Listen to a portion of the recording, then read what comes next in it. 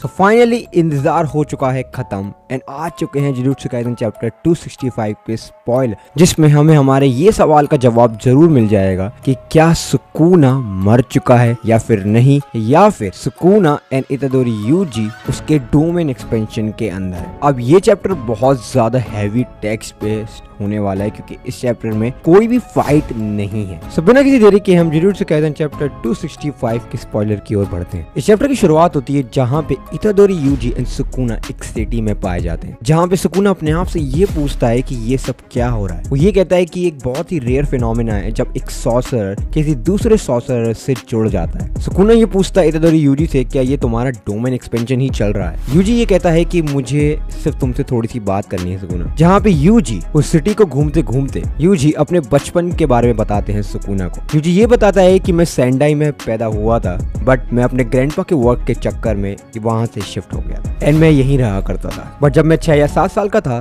तब मैंने ये सिटी को छोड़ दी थी just because of my grandfather works. उसके बाद 10 साल बाद मैं इस सिटी में वापस आता हूँ क्योंकि मुझे अपने ग्रैंडपा के फ्रेंड्स का फ्यूनरल अटेंड करना था। जहाँ पे इतादोरी यूजी ये कहता है कि जब मैं इस सिटी पे दोबारा वापस आता हूँ तो इस जगह की पॉपुलेशन बहुत ज्यादा कम हो गई थी एंड मेरे दिमाग में बस एक ही चीज चल रही थी, अगर मेरे ग्रैंडपा पहले खत्म हो गए होते तो क्या ये बंदा मेरे ग्रैंडपा का फ्यूनरल अटेंड करने आता। सुकुना इस चीज को सुन के जस्ट शॉक था जैसा मैं हूँ। मुझे बताता है कि जब मैं फ्यूनरल को अटेंड कर रहा था तब मैंने अपने स्लाइम को रेत में फेंक दिया था और मैं जस्ट इसी सिंक पे आया था जिस सिंक पे हम अभी खड़े हैं। मैंने उस सिंक से इसको धोया था। जब मैं धो रहा था उससे तो मेरे आंसू बहुत ज्यादा आ रहे। फिर यूजी सुकुना को वहां लेके जाता है जहाँ पे इतादोरी यूजी रोज खेला करता था। सडनली यूजी एक फ्लावर्स को स्पॉट करता है। यूजी कहता है इस फ्लावर का नाम है असहागो, पर सुकुना कहता है इस फ्लावर का नाम है अजीसाई बेवकूफ। यूजी ये कहता है कि अरे गलती से मिस्टेक हो गई, कोई टेंशन मत लो। तभी यूजी ये कहता है कि मुझे नहीं पता था कि तुम्हें फ्लावर के बारे में इतना कुछ पता है। देन यूजी सुकुना से ये पूछता है कि तुम्हें इन सब के बारे में कैसे मालूम।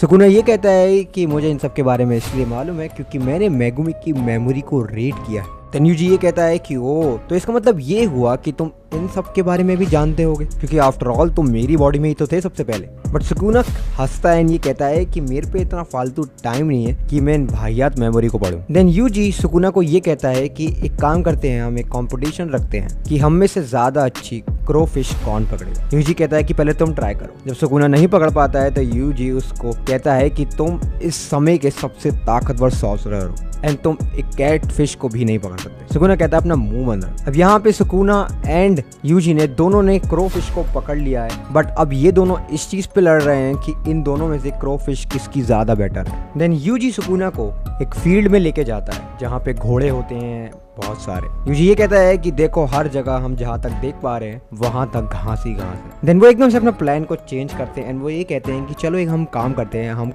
हम आर्चरी करते हैं। देन यूजी ये बताता है कि जब मैं बचपन में था तब मेरे ग्रैंडपा मुझे आर्चरी के लिए लेके आया करते थे। यूजी ये भी एक्सप्लेन करता है कि कभी कभी तो मुझे ऐसा लगता था कि मेरे ग्रैंडपा ही मेरे रियल मदर एंड फादर थे।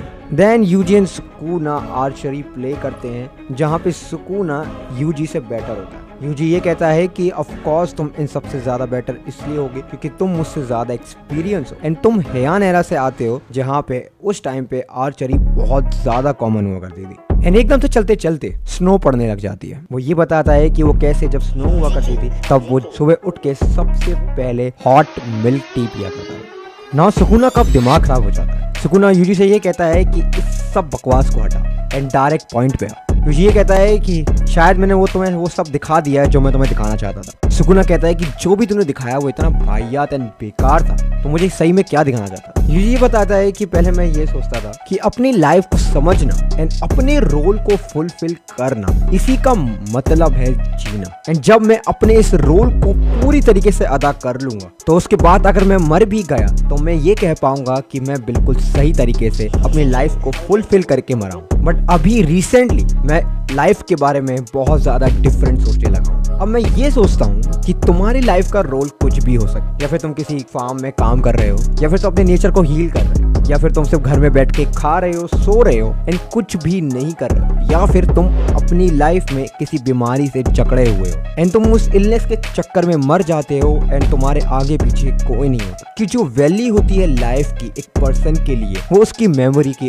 ऊपर होती है। अब हो सकता है कि वो मेमोरी बहुत ज्यादा छोटी हो, बट वो एक मेमोरी के कारण ही एक इंसान अपने आप को चेंज कर पाता है। यूजी ये कहता है सुकूना से कि प्रॉब्लम ये नहीं है कि इंसान कैसे मरता है, बट मुझे खिसियात जब आती है जब उसके मरने की कोई वैल्यू भी ऐड नहीं होती है। यूजी सुकूना से ये कहता है कि मैं तुम्हें कभी भी बिल्कुल भी पसंद नहीं करता हूँ। जिस तरीके से तुम इंसानों को टूल की तरह यूज करते हो ना, वो भी बिल्कुल स्टार्ट से अपनी बॉडी को चेंज कर लेना, किसी दूसरी की बॉडी में चले जाना, सिर्फ उसको एक टूल की तरह यूज करना, वो बहुत ज्यादा खराब है। बट सुकूना कहता है कि Yuji I don't feel anything at all. Sukuna कहता है कि जो भी तूने मुझे समझाने की कोशिश करी ना, मैं वो सब समझ गया, but still I don't feel anything at all. तूने मुझे जो सिटी दिखाई, मैं सब चीज को एक्सेप्ट करता हूँ, तेरी मेमोरी को एक्सेप्ट करता हूँ, बट मुझे इन सब से कोई भी फर्क नहीं पड़ता। यूजी कहता है कि शायद मैं फेल हो गया हूँ। सुकूना ये चीज को जरूर प्रेस करता है कि तेरी स्टोरी टेलिंग बहुत ज्यादा है, बट यूजी कहता है सुकूना से कि सही में तुम्हारी हेट्रेड टुवर्ड्स मी वो इतनी ज्यादा एक्सटेंड है। सुकूना सडनली एक चीज को रियलाइज करता है, वो ये कहता है कि क्या तू मुझे